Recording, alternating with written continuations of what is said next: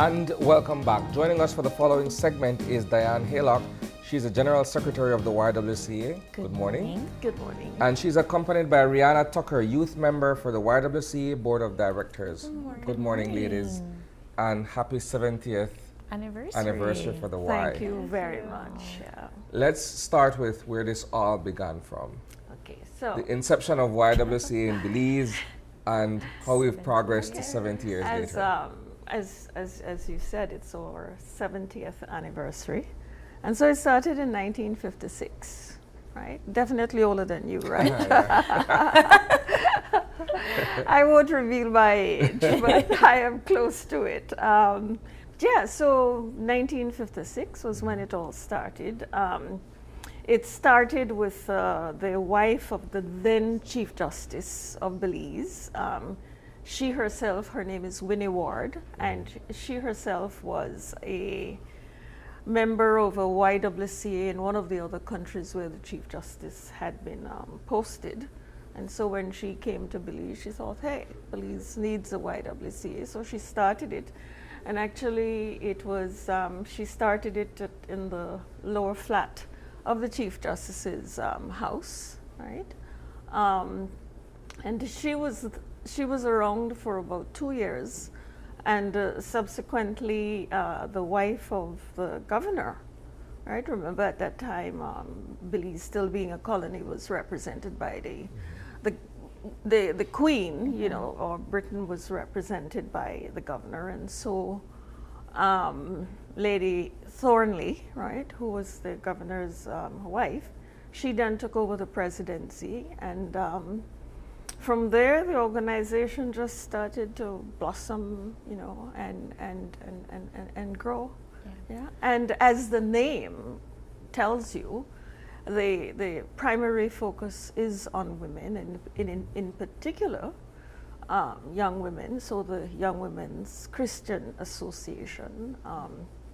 However, even though women and girls are our primary, you know, target constituencies, we really reach out to youth generally, or infants or toddlers, and as well as our seniors. So it's really about community, right? And in fact, I could share with you that our theme for this 70th anniversary is legacy of love, service, and community, igniting the next generation.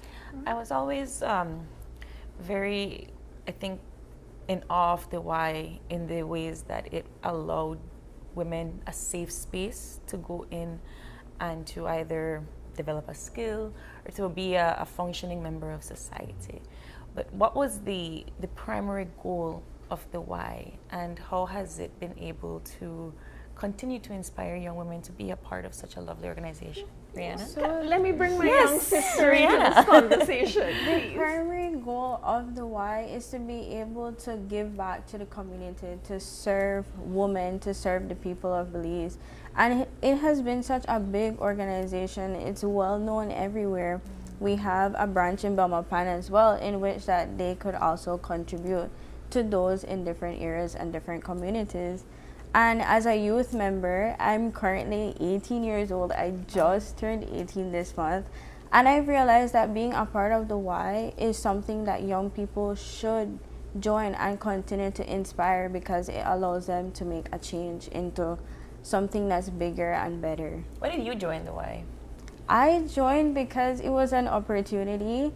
The nominating committee was like, Rihanna, do you want to stay back for a minute and we could just talk and discuss this?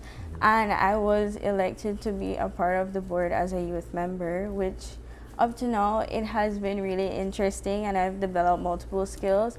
And I've also increased my teamwork with people, because originally I had already been working because I was like, I really want to do something with my life to make a difference for others. So doing something like this allows me to fulfill that goal. Now, the YWCA has been very, very critical in terms of the growth of the Belizean society, because you guys engage in so many different programs that help to build from the preschoolers all the way to those who are in continuing education and what have you. In terms of celebrating this 70-year milestone, let's reflect on some of those achievements in those specific spaces. Well, I could start off by saying that prior to COVID, the organization reached quite easily 2,000 or more people on an annual basis. Yeah. Like so many other organizations in the country, it was seriously affected by COVID. Fortunately, we didn't have to close down the organization, but it meant that the resources, you know, that we would normally have available to us or even access, those resources were much less than before COVID, and so our numbers then are not as high as it was then, but still a credible amount. You know, I think it'd be about 1,200, you know, or so. So that's still a good number. And as you said, we start from the children, from the babies. I mean, the daycare, you know. The daycare services children from 3 years to 5 years.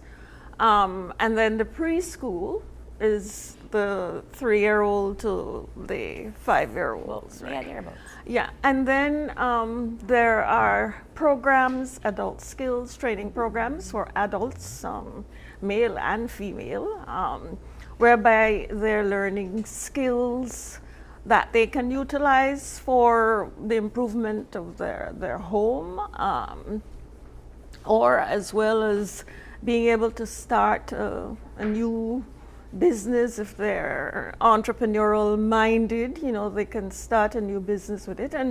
And over the years, many women, you know, have gone in that direction, because one aspect of the why, I mean, the why tries to look at the holistic aspect of our lives as human beings. So it's not just, you know, one dimensional. So we're talking about the educational, the intellectual, the spiritual, the recreational, the health, you know, and the social well-being of the people who pass through the Y. And the idea is that we try to work with them to empower themselves to ultimately improve the quality of their lives, to lead change, if so be, you know, so be the case. So it has a very broad, you know, mission, you know, and even though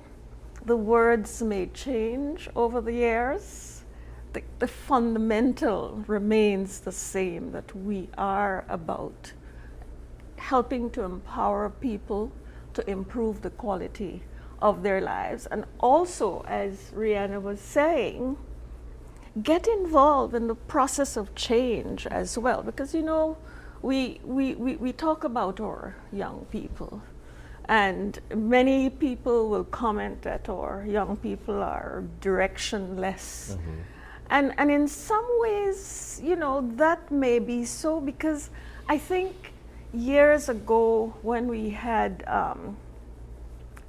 a lot of these organizations that you know, the Y represent, people had these organizations to join, even things like the Boy Scout, the Girl Guides. But I think it's like in this day and age, there are so many things happening, and our young people are almost getting into these digital silos, you know, and so to get them engaged in, you know, in community seems to be a much more challenging, a much more challenging thing in this day and age. In fact, one of our objectives this year is to grow the youth membership in the organization, because to a large extent, our membership seems to be more on the senior side of it than exactly, and they're very important, because you know, we're also committed to an intergenerational approach. I mean, there's a lot that our seniors or elders can share with our young people, and vice versa, Yeah. right? And so that is very important for us, but we have to admit that we need to invest more in, getting young women to join the organization. 70 years is a huge milestone, as Isami Yes. mentioned earlier. How are we celebrating 70 Okay, years? so 2026 is the anniversary year, and we don't want it to be just one or two activities. So what we're doing is launching the anniversary next week, in fact. We have 3 events in this week. And again, Rihanna, you want to talk about it? Yes. So we're starting off everything with the church service, and the church service is more of a Thanksgiving mass, and it's to give back to those that have helped the Y grow to where it is. And then after that, we also have our open day, and our open day is big. Everyone is invited. There will be a bunch of activities, foods, and there are even promotions with different discounts on preschool school fees. Okay. Then we also have our big tea party. So our tea party is on the 21st, and the theme is pearls and bows. So it's for everyone to dress up to the nines, have on their fascinators, and look dolls up and cute and extra gentlemanly. But the activities give you a large window, because as soon as those are finished, more events are being planned. It's for the people to know that there are a bunch of activities lined up for the year.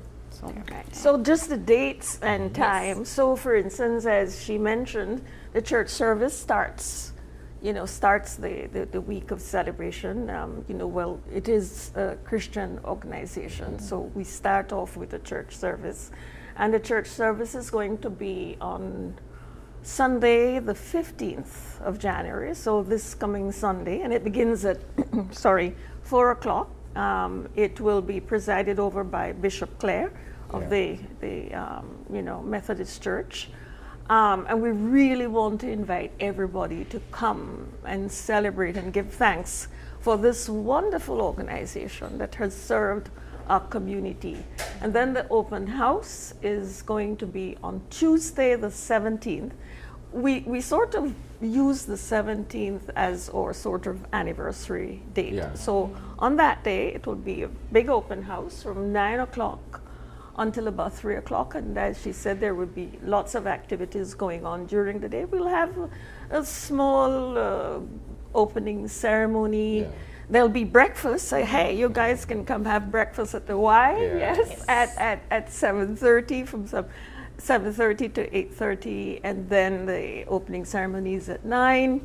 There'll be a special lunch on escabeche at lunchtime. So get your orders in early. And then the tea party is a major fundraiser for us, because one of our goals in this anniversary year is to raise at least $70,000, and the way to do that is to do several fundraising activities. The Y has to raise funds to be able to exist, to survive, to be sustainable. So we've set that goal, 70, along the lines of the 70th anniversary, and so the tea party will be our first major fundraising activity. As we are coming to a close, I really would like to express a big thank you to both of you for all the success of the Y. Congratulations on 70 years. Finally, where can we buy tickets for some of these events before we close? So the tickets could be found, because you could just call us, because there are different posters, flyers that are being put up, billboards, and different events that you could also attend. And the tickets to get these would just be contacted through our board, as each board member is to be And the able to office provide, itself. and the offices. The office itself. And the tickets, the tea party tickets are really going fast. So Okay. if you have an interest, make sure you get to the Y today Okay. to take advantage of that, right? And the tea party will be at the Biltmore Plaza Hotel, right? Wonderful. Yeah. Thank you, ladies, so much, and congratulations once again. And thank you so much for you for having allowing us to share this morning with your guests. Of course. With your audience, sorry. All right, Yes. we'll take one final short break and we'll be back to an interactive segment with Fatima as she gives back to her community.